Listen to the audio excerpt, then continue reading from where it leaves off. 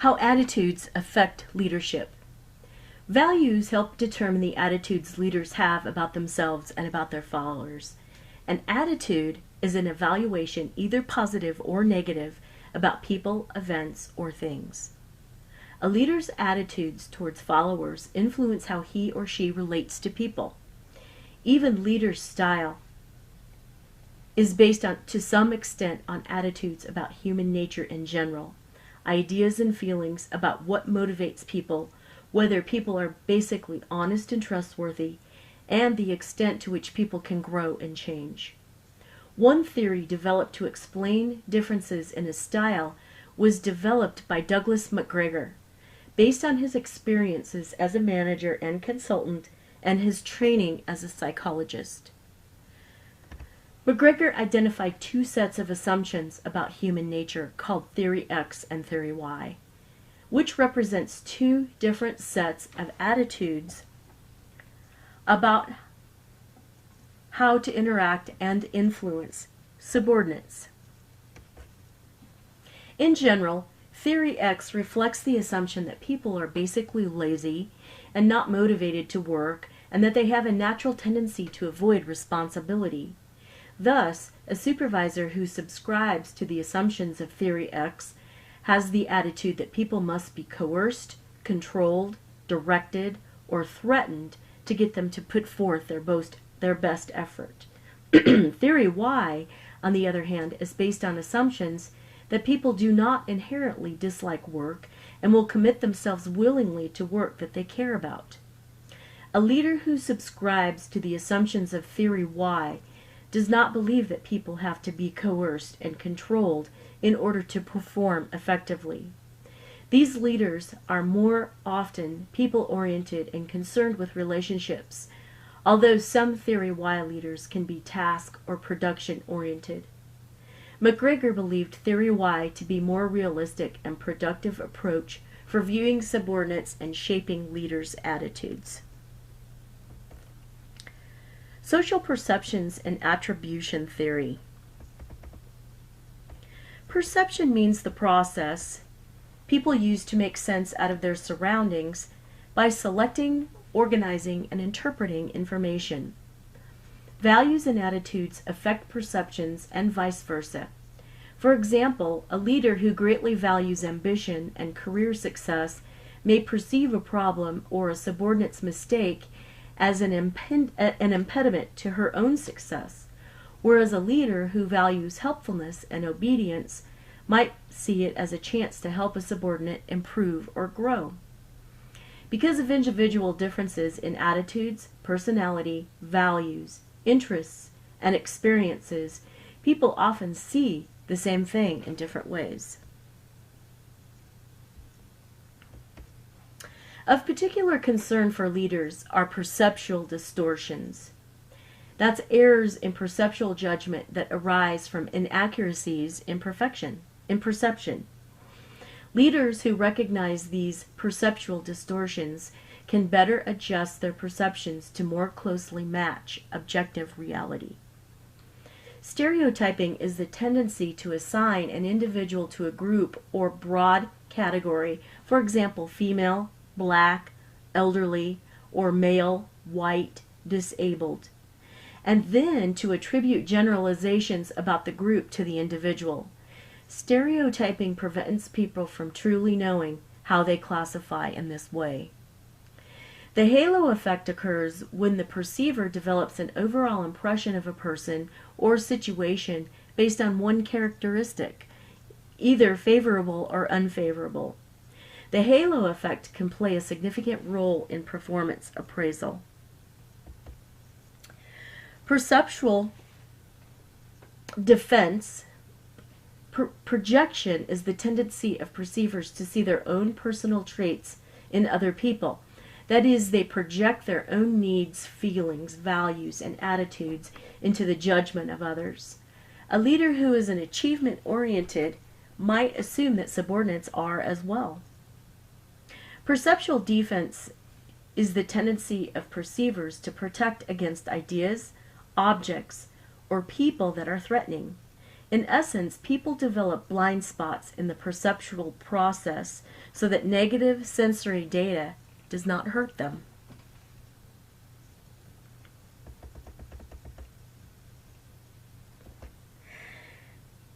Attributions are judgments about what caused an event or behavior. Something about the person or something about the situation. People also make attributions or judgments as a way to understand what caused their own or another person's behavior. An internal attribution says characteristics of the person led to the behavior. For example, my subordinate missed the deadline because he's lazy and incompetent. An external attribution says something about the situation caused by the person's behavior. My subordinate missed the deadline because he didn't have the team support and resources he needed. Attributions are important because they help people decide how to handle a situation.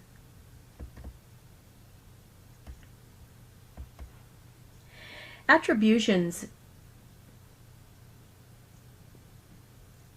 People tend to have biases that they apply when making attributions.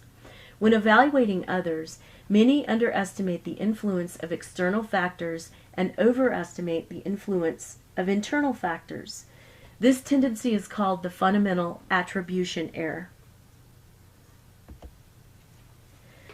Self-serving bias means people give themselves too much credit for what they do well and give external forces too much blame for when they fail. Thus, if a leader's subordinates say she doesn't listen well enough, then the leader thinks subordinates don't communicate well enough. The truth may actually lie somewhere in between.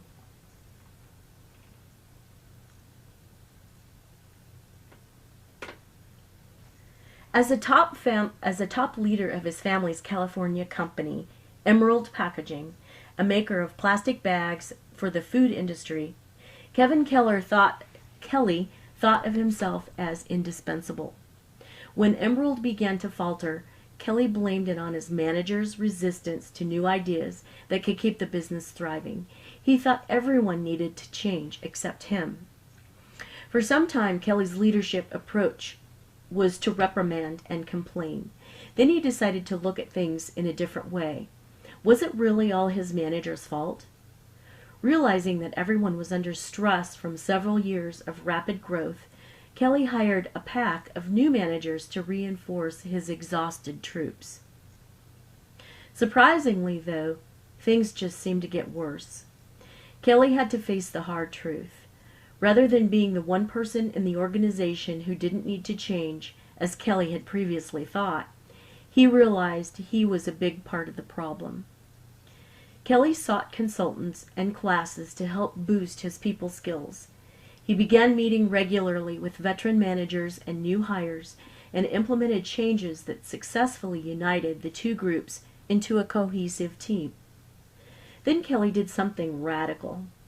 He took a real 10-day vacation, the first time he hadn't been in routine contact with Emerald since he took over the company. Visions of disaster filled his head as he wondered how they could get along without him. As it turned out, people got along just fine.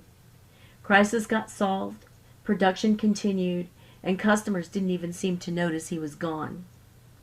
By examining his attributions and shifting his perception of himself, the organizational situation, and his manager's abilities, Kelly made changes that allowed his managers to flourish and his company to grow even more successful.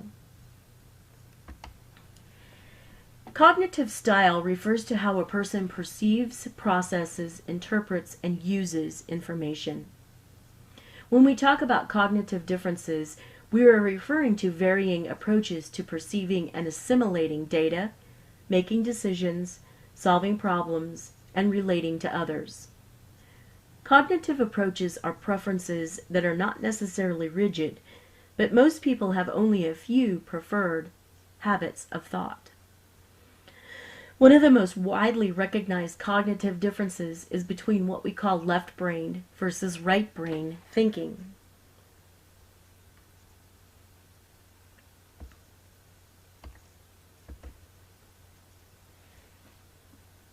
Neurologists and psychologists have long known that the brain has two distinct hemispheres.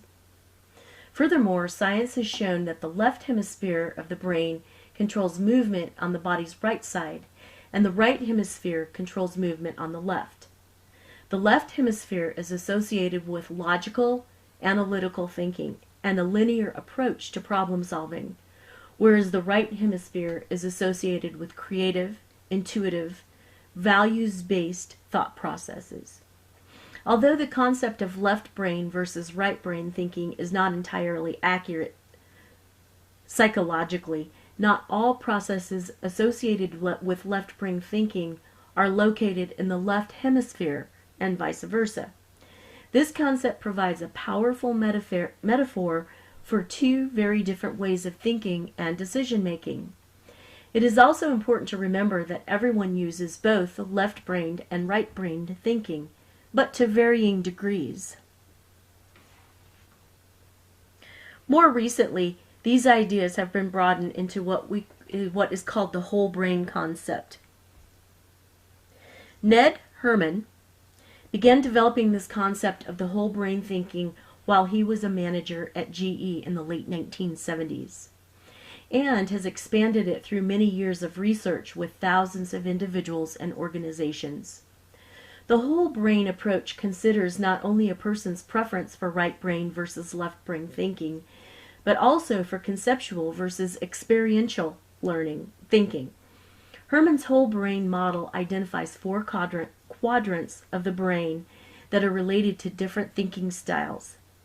An individual's preference for each of the four styles determined through a survey called the Herman Dominance Instrument, the HBDI. The whole brain model provides a useful overview of an individual's mental preferences, which in turn affect patterns of communication, behavior, and leadership. Quadrant A is associated with logical thinking, analysis of facts, and processing numbers. A person who has a Quadrant A dominance is rational and realistic, thinks critically, and likes to deal with numbers and technical matters. When a leader is predominantly A quadrant thinking style, he or she focuses on tasks and activities and likes to deal with concrete information and facts. Quadrant B is associated with planning, organizing facts, and careful, detailed review. A person who relies heavily on Quadrant B thinking is well organized, reliable, and neat. Leaders with a predominantly Quadrant B thinking style are typically conservative and highly traditional. Quadrant C is associated with interpersonal relationships and affects intuitive and emotional thought processes. C quadrant individuals are sensitive to others and enjoy interacting with and teaching others. Hence, this might be considered the teacher part of the brain. Leaders with a predominantly Quadrant C style are friendly, trusting, and empathetic. Quadrant D is associated with conceptualizing, synthesizing, and integrating facts and patterns. A person with a Quadrant D preference is visionary and imaginative, likes to speculate and break the rules, takes risks, and may be impulsive. The D quadrant leader is holistic, imaginative, and entrepreneurial. This leader enjoys change, experimentation, and risk-taking, and generally allows followers a great deal of freedom and flexibility. Herman believes that people can learn to use their whole brain, rather than relying on one or two quadrants. Leaders who reach the top of organizations often have well-balanced brains, according to Herman research. Understanding that individuals have different thinking styles can help leaders be more effective in interacting with followers. Some leaders act as if everyone responds to the same material and behavior in the same way, but this isn't true. Some prefer facts and figures. Others want to know about relationships and patterns. Some followers prefer freedom and flexibility. Others crave structure and order.